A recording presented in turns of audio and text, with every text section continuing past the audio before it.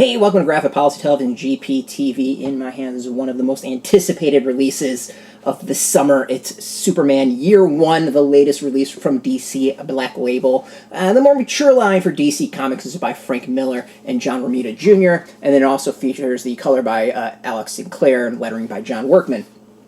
Alright, so DC Black Label's kind of had some been in the news a little bit for various reasons, and it's been an interesting line of comics, stories that are kind of outside of continuity, more, I would say, mature-focused superhero comics. And what's interesting is this is about as far from mature as you can go. So Frank Miller is, and John Romita Jr.'s two legendary creators. I mean, Miller, Dark Knight Returns, Daredevil, like tons of just classic storylines. I think in the later years of his writing definitely has dropped. His latest run on Batman was okay. It wasn't anything spectacular. It was definitely better than some of the other stuff he's released, but it was definitely not the Frank Miller of old. That being said, I really like Superman Year One. It's funny because it's both underwhelming and goes past expectations at the same time. The reason I say it's underwhelming is that not much happens. This isn't really a Year One story. This is more a Year Zero story, taking us through the destruction of Krypton, through Clark's graduation from high school. So he's not even Superman. It's just him dealing with life and learning the morals that will guide him throughout the rest of his life and lead to him being Superman. So there's no S, there's no costume, there's no cape. It's really just that basic origin story, I guess is a great way of putting it. It's really focused on bullies in high school, and the story being of Clark Kent holding back his abilities, having to learn control and understand he can't just flick the bad guys away and solve the problems that way. It's really, really fascinating in that way, and that and kind of an understated comic. So that's why I'm a little underwhelmed. Like, it doesn't blow me away. There's not flash. There's not these giant spreads that will make you go in awe. It's a really kind of conservative, in a way, muted comic. The flash that we've seen from Frank Miller before, that those iconic images of Batman and Robin just aren't here.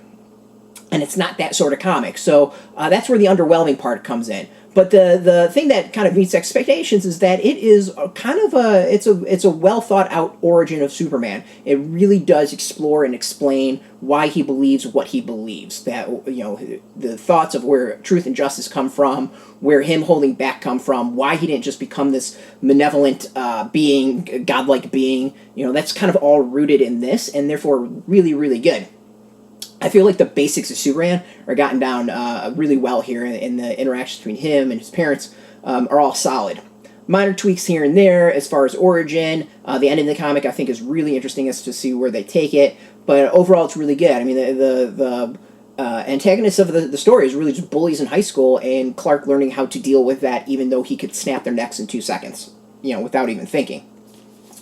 The other thing is the art by John Romita Jr. I think is fantastic. This is some of his best work that he's done in quite a long time.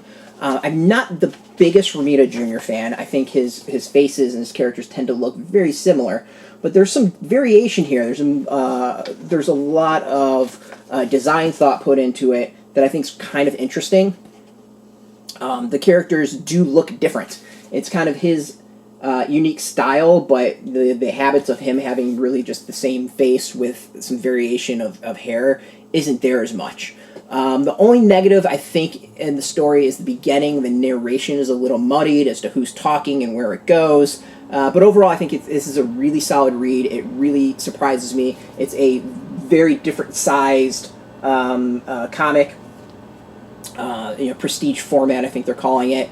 So this one's a good one. It's expensive. It's $7.99, so a little bit more than your normal comic, but I like this a lot. I mean, it really is good, and I'm waiting to see where this goes from here. So it's out in comic shops now. You can go get it. We got a link beneath this video. Put in your zip code. It'll tell you if a shop's near you.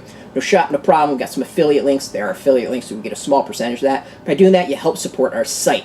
And speaking of support, I want to thank DC for hooking us up with the review copy. We always appreciate it, and thank you for watching. Now, if you are into DC, if you're into Superman, if you're into comics in general, check us out every single day at graphicpolicy.com. We're on Twitter, Facebook, YouTube, Tumblr, all at Graphic Policy, keeping it nice and consistent. So until next time, keep reading those comics, and keep it geeky. Hey, thanks for watching the previous video from Graphic Policy Television. Just by watching, you help support our site. Thank you so much. Now, if you're watching these videos, you probably care about geeky things like movies, television, comic books, toys, games, video games, you name it. You can go and subscribe right now to our YouTube channel to stay in touch and catch all the new videos, or check out our website at graphicpolicy.com. There's a nice link on this end of the video. But as always, thank you for watching. Keep on rocking and keep it geeky.